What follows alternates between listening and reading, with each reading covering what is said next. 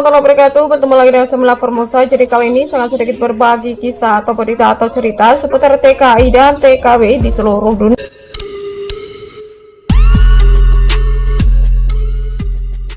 Berita yang pertama adalah kasihan 2 TKW Taiwan tertangkap petugas saat lagi liburan di daerah Chongli.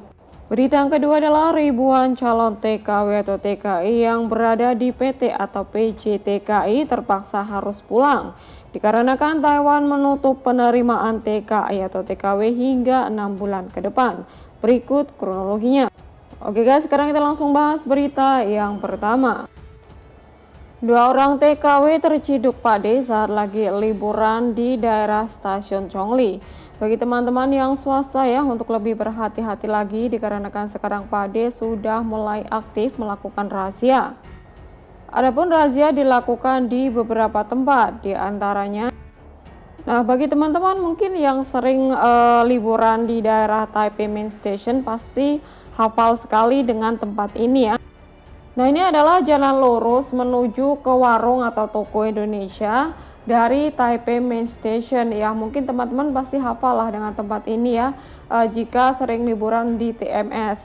Nah, biasanya di situ memang ada mbak atau mas yang jualan gamis. Dan beliau juga menyediakan bumbu dapur, ada juga obat-obatan dari Indonesia ya, seperti tolak angin atau bodrek gitu. Karena saya juga beberapa kali beli sama beliau. Nah, jadi kasihan sekali ya guys, tapi kita juga tidak tahu beliau itu menyalahi aturan tentang apakah memang tidak diperbolehkan jualan di situ atau mungkin beliau ini berstatus swasta atau bagaimana. Jadi saya juga kurang tahu, yang pasti beliau terkena razia kemarin. Dan ada juga razia di beberapa tempat. Jadi Minggu dan Sabtu kemarin itu Pak D memang lagi gencar sekali melakukan razia. Nah, buat teman-teman yang berstatus swasta ya, untuk lebih berhati-hati lagi, hindari tempat-tempat ramai atau hindari tempat-tempat yang sekiranya rawan dan sering dikunjungi Pak Polisi, seperti toko Indonesia, karena sekarang Pak Polisi juga tidak segan-segan untuk masuk ke toko Indonesia, bahkan masuk ke restoran ataupun hotel gitu guys. Nah, karena sekarang Pak D itu sering melakukan razia tanpa menggunakan baju dinas guys. Jadi mereka itu menyamar ya, masuk ke klub atau mungkin ke diskotik gitu dengan pakaian biasa, sehingga dia itu melihat kalau sekiranya ada seseorang yang mencurigakan, itu secara tiba-tiba pasti akan dimintai ARC begitu guys.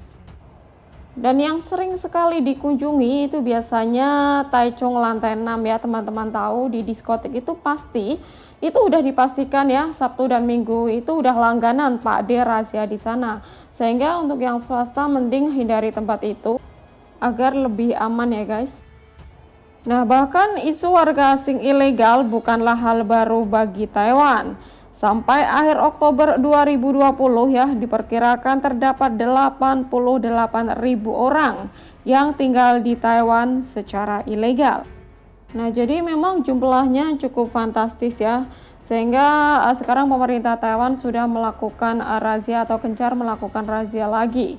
Dikarenakan ini juga sudah mendekati Konnian ya, atau Imlek atau Hari Raya Cina ya, yang memang sudah menjadi tradisi ya bagi Pak Polisi atau Pak D. Setiap kali mendekati Konnian itu memang sudah menjadi kebiasaan mereka untuk melakukan razia besar-besaran. So, bagi teman-teman yang berstatus swasta ya, berhati-hati ya, kita doakan saja buat mbak atau masnya ini yang tertangkap kemarin, semoga prosesnya dipermudah ya, dan jangan dipenjara terlalu lama, dan semoga saja secepatnya bisa pulang ke Indonesia. Amin amin ya robbal alamin. Nah, itu tadi ya guys berita yang pertama. Oke, sekarang kita langsung bahas berita yang kedua. Ribuan calon TKW atau TKI yang berada di PT atau PJ TKI terpaksa harus pulang karena Taiwan menutup penerimaan TKI atau TKW hingga 6 bulan ke depan. Ditulis oleh Solihin dari Sidik Kasus COID, mengabarkan bahwa pengiriman pekerja migran ke negara tujuan dipastikan belum bisa dilakukan selama 6 bulan ke depan di tahun ini. Akibat pandemi COVID-19 yang tak kunjung reda ini, menyebabkan sejumlah negara tujuan penempatan menutup askes masuk terhitung dalam waktu 6 bulan ke depan. kata Koordinator Badan Perlindungan Pekerja Migran Indonesia atau BP2MI Banyuwangi, Muhammad Iqbal, Kamis pada tanggal 14 bulan 1 2021. Iqbal menerangkan penundaan pemberangkatan pekerja migran Indonesia atau PMI juga didasarkan pada surat edaran Menteri Tenaga Kerja. Sehingga lanjut Iqbal, para pekerja yang sudah mengantri sejak tahun lalu kini harus kembali menunda keberangkatannya. Bahkan PMI yang mengikuti pelatihan serta pembekalan di balai latihan terpaksa juga harus dipulangkan. Diperkirakan ada 1.000 orang yang tersebar karena mereka kan tidak hanya berproses di Jawa Timur. Ada yang di Jakarta, di Semarang, mereka kembali karena memang tahun ini belum bisa diberangkatkan. Menurutnya jumlah itu merupakan pekerja migran yang telah menunggu keberangkatan sejak awal tahun lalu. Namun ternyata di tahun 2021 ini juga kembali gagal berangkat. Yang ternyata di awal tahun ini malah sama sekali tidak bisa berangkat, kata Iqbal. Dari berbagai negara-negara tujuan yang ditutup, ada 2 negara yang sering menjadi tujuan utama para pekerja migran asal Banyuwangi. Ada 2, yaitu Jepang dan Taiwan, yang akhirnya menutup sepenuhnya penempatan para pekerja migran Indonesia. Jepang sendiri selain untuk menempatkan mandiri, di Jepang juga menjadi sarana penempatan reguler atau penempatan skema pemerintah bebernya. Sedangkan Taiwan, kata dia, merupakan negara destinasi yang menjadi langganan para pekerja migran Indonesia, khususnya yang berasal dari Banyuwangi. Di tahun normal atau sebelum pandemi itu tujuan ke Taiwan itu diperkirakan mencapai 3.000 hingga 4.000 orang dari total keseluruhan 6.500 PMI, ungkapnya. Ia mengatakan penutupan 2 negara itu cukup menjadi permasalahan tersendiri bagi proses sirkulasi pengiriman PMI yang ada. Cukup mengganggu proses penempatan PMI atau juga pengiriman secara umum, terangnya singkat. Akan tetapi pemberlakuan itu berlaku bagi penutupan askes masuk saja. Pekerja migran yang terlanjur bekerja di sana atau di negara itu tidak sampai dipulangkan. Tetapi aturan itu hanya untuk pendatang baru. Untuk yang sudah berada di sana, ia tetap berada di sana. Untuk yang baru, mohon maaf harus menunda keberangkatannya dulu, tandas Iqbal.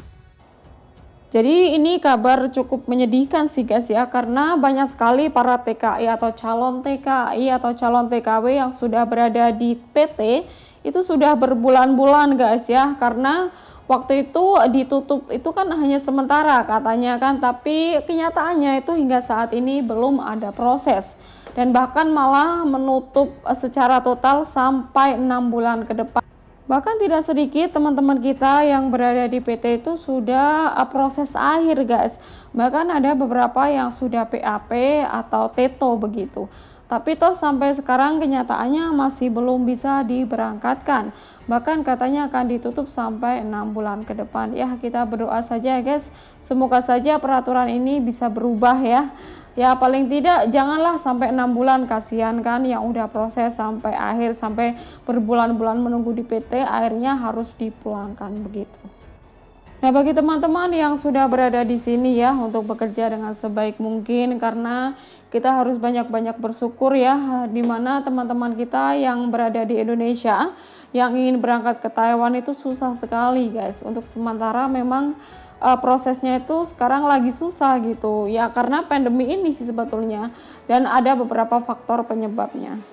Nah itu tadi ya guys berita dari saya, semoga saja bermanfaat ya. Saya doakan buat teman-teman dimanapun berada, semoga saja selalu dalam lindungan Allah Subhanahu wa Ta'ala, diberikan panjang umur, kesehatan, rezeki yang halal, rezeki yang barokah ya, panjikan yang baik, kebahagiaan, kesuksesan, amin amin ya robbal alamin. Oke, terima kasih. Wassalamualaikum warahmatullahi wabarakatuh. Bye bye.